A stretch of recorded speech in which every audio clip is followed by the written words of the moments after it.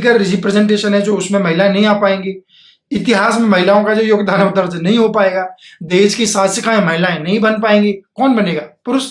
क्योंकि women representation bill यानी कि 108वां विधेयक जो है लाया गया 2010 में, राज्यसभा से वो पास भी हो गया, लेकिन लोकसभा महिलाएं पैदा नहीं होती, बनाई जाती हैं। Women are not born, they are made. Simone de Beauvoir, आप स्पेलिंग देखेंगे नाम की तो कुछ और उच्चारण हो सकता है, लेकिन फ्रेंच भाषा में इसको बुआर कहकर ही कहा गया है। ये ऐसा कथन है जिसने रेडिकल फेमिनिज्म यानी कि आमूलचूल परिवर्तनकारी या उग्रवादी विचारधारा कह ले, नारीवाद की स्थापना की। इस कथन की वजह से नारीवाद में जो बल मिला, उसको समझने के लिए लोगों में जो आतुरता आई, वो अपने आप में एक इतिहास है। जब ये कथन आप सुनते हैं कि महिलाएं पैदा नहीं होती बल्कि बनाई जाती हैं, तो बड़ा अटपटा सा लगता होगा कि भला ऐसे कैसे हो सकता है? जन्म से ही तो कोई लड़का पैदा होता है, कोई लड़की पैदा होती है। लेकिन नहीं, शर्मिंदा बुआर का अपना एक तर्क है, अपनी एक रिसर्च है, जो कि ऐतिहासिक, मनोवैज्ञानिक, राजनीतिक और आर्थिक स्तरों पर की गई। उन पर हम चर्चा करेंगे, लेकिन मैं आपका ध्यान आकर्षित करना चाहता हूं आपके घर पे, आपके परिवार पे। उन लोगों से मैं रिक्वेस्ट करना चाहता हूं वो अपने परिवार में शुरुआती दिनों में ध्यान दें जिनके भाई या बहन हैं। आपके पिताजी जब आपको मेले में ले जाया करते थे तो आपकी सिस्टर के लिए क्या सामान, क्या खिलौने दिलाया करते थे? किचन का सामान। और लड़के के लिए क्या दिलाया करते थे? बंदूक, लड़ने के औजार। यानी कि एक तरफ कम शक्तिशाली या घर के जो सामान है वो, और एक तरफ वो लड़ाई से संबंधित यानी कि दम से संबंधित। एक और चीज पे आप गौर करें, बचपन से ही लड़कियों को चूल्हे, चाकी, बर्तन, इसकी ट्रेनिंग दी जाती है। लड़कों को बाहर काम करने की, लोगों से बात करने की। जब घर में रिश्तेदार आते हैं तो लड़कियों को क्या मिलवाया जाता है? सबसे पहले लड़के तो आके चुपचाप सोफे पे कहीं आके बैठ जाते हैं। क्या लड़कियों में आम रिवाज थी कि वो बैठ जाया करती थी रिश्तेदारों के सामने? नहीं, लड़के तो बैठा करते थे आगे आके और लड़कियां घर के पीछे, कहीं पर्दे के पीछे। तो इन बातों का क्या मतलब है? इन बातों का मतलब यह है कि महिलाओं को जो है परवरिश के दौरान जो ग्रोइंग थी, नर्चरिंग थी, उसमें लड़कों की अपेक्षा उनको कमजोर बनाकर और कुछ सीमित कामों तक रखा जाता था। उनका दायरा फिक्स कर दिया गया, जबकि लड़कों का दायरा बहुत विस्तृत रखा गया। वो कहीं जा सकते थे, वो घूम सकते थे। उनको लड़कियों के मुकाबले कॉल करके बताने की जरूरत नहीं थी कि पापा मम्मी मैं इतना लेट आऊंगा। लड़कियों को तो 7 बजे ही रात के घर में वापस आ जाना जो है उनको हुक्म दिया जाता है। बहुत तरह की बातें हैं जो आप कह सकते हैं कि लड़का लड़की में परवरिश के दौरान भेद किया जाता है। वो भेद क्यों किया जाता है? इसके बहुत से कारण हैं। जन्म से भले ही लड़की सेक्सुअली जो उसकी शारीरिक बनावट है, उसका जो बायोलॉजिकल जो ढांचा है, वो लड़के और लड़की अलग होता है, नो मैटर। लेकिन आप गौर करेंगे तो बचपन में लड़का हो या लड़की वो एक जैसे ही होते हैं। मार खाने पर रोते हैं, चीज ना मिलने पे वो नाराज होते हैं, गुस्सा प्रकट करते हैं। लेकिन हम धीरे धीरे क्या करते हैं? हम लड़के को बोलते हैं अरे क्या लड़कियों की तरह रो रहा है। जब लड़की रोती है तो हम ऐसा कुछ नहीं कहते हैं कि लड़के की तरह रो रहा है, रो रही है। हम लड़की को ही टोकते हैं। लड़की के जब चोट लगती है, अरे मर्दों को दर्द नहीं होता।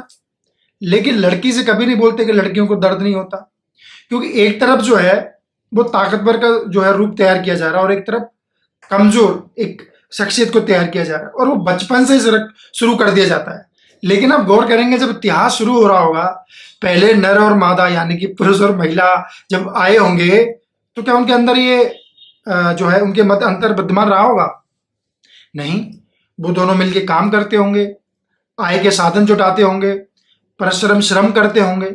लेकिन धीरे धीरे जब संतान उत्पत्ति हुई होगी तो जो बच्चे का ख्याल रखा गया वो महिला द्वारा रखा गया, क्योंकि स्तनपान वही कराती थी, घर में वही रखती थी।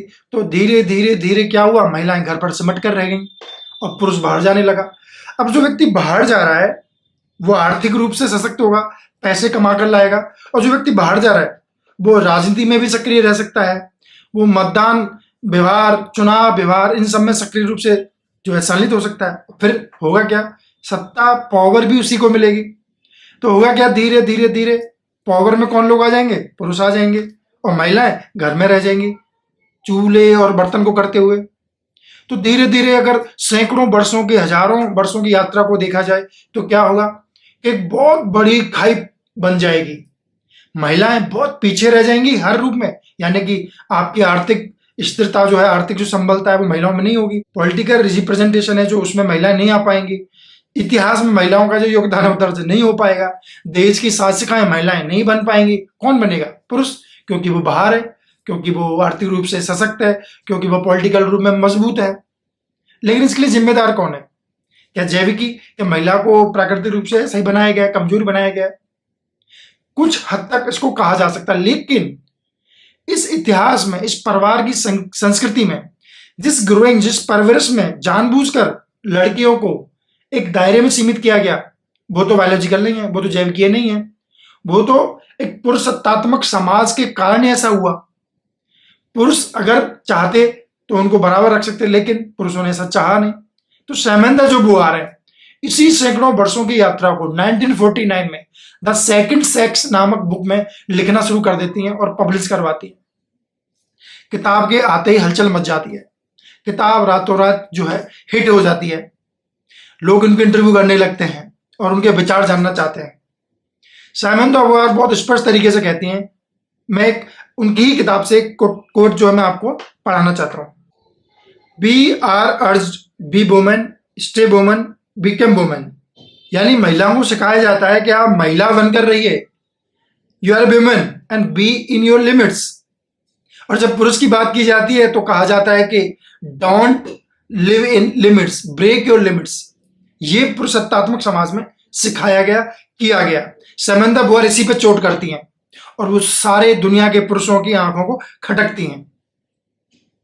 एक और स्टेटमेंट मैं आपको पढ़वाना चाहता हूं ताकि आप समझ सकें कि समंदा बुआर कहना क्या चाह रही हैं। A man's body has meaning by itself disregarding the body of the women, whereas the woman's body seems devoid of meaning without reference to the male. Male thinks himself without women. Woman does not think herself without man. And she is nothing other than what man decides. She is thus called the sex. इसका मतलब क्या है? इसका मतलब है कि पुरुष अपने बारे में बिना महिला के सोच सकते हैं, अपने अस्तित्व के बारे में। लेकिन इस समाज का ढांचा ऐसा गढ़ दिया गया है, महिलाओं को इतना कमजोर कर दिया गया है कि बिना पुरुष के वो अपने अस्तित्व के बारे में सोच नहीं सकती हैं। They can't think about her self without the man. इसी परवरिश, इसी संस्कृति और इसी पुरुषवादी सोच के बारे में जो है साइमन द बुआर चोट करती हैं कि महिलाएं पैदा नहीं हुई बल्कि बनाई गई हैं। अब इस कथन को आप आहिस्ता आहिस्ता कुछ समझ रहे होंगे कि उनके कहने का क्या मतलब है। शुरू में आपको ये कथन जितना अटपटा लग रहा होगा, बेतुका लग रहा होगा, अब आपको समझ में बात आ रही होगी कि साइमन द बुआर कहना क्या चाह रही हैं, उनके संदर्भ क्या, उनके मतलब क्या है। जिस किसी के पास भी सत्ता आ जाती है, पावर आ जाती है, अधिकार आ जाते हैं, वो उनको डिस्ट्रीब्यूट करना नहीं चाहता है, उनको बांटना नहीं चाहता है, क्योंकि पावर का मजा जो है, सत्ता का जो नशा है, वो कुछ ऐसा ही होता है। एक उदाहरण के तौर पर देख लीजिए कि 2008 में इंडियन पार्लियामेंट में वुमेन रिप्रेजेंटेशन बिल यानी 108वां विधेयक जो है लाया गया। 2010 में राज्यसभा से वो पास भी हो गया, लेकिन लोकसभा में अटक गया, जो कि आज तक पास नहीं हुआ है। और वो बिल है 1/3 women reservation in the parliament और असेंबलीज में। तो क्या देश के अंदर 1/3 जो पॉपुलेशन है महिलाओं की, क्या वो योग्य नहीं है कि वो अपने क्षेत्रों का प्रतिनिधित्व कर सकें संसद में जाकर, विधानसभाओं में जाकर? ऐसा तो बिल्कुल नहीं हो सकता कि 1/3 महिलाएं भी योग्य ना हो। महिलाएं तो योग्य इससे भी ज्यादा है, लेकिन वहां जो पार्लियामेंट में बहुमत में कौन बैठा है? पुरुष। वो नहीं चाहते कि हमारे बराबर में आके शक्ति का जो है विभाजन हो, उसका बंटवारा हो। जिस पावर का हम एंजॉय कर रहे हैं उस पावर को महिलाएं आके एंजॉय करें। उस पुरुषवादी सोच के लोग, नेता आज भी संसद में बैठे हुए हैं और दुनिया भर की तमाम संसदों में बैठे हुए हैं। वो ये सोचते हैं कि महिलाएं राजनीति नहीं कर सकती, महिलाएं नीतियां तय नहीं कर सकती, महिलाएं देश की बागडोर नहीं संभाल सकती। इस सोच के व्यक्ति जब तक संसद या किसी भी विधायिका में बैठे हुए हैं, इस तरह का बिल पास नहीं हो सकता है। इस तरह के विचारों का, इस तरह के कथन का महत्व क्या है?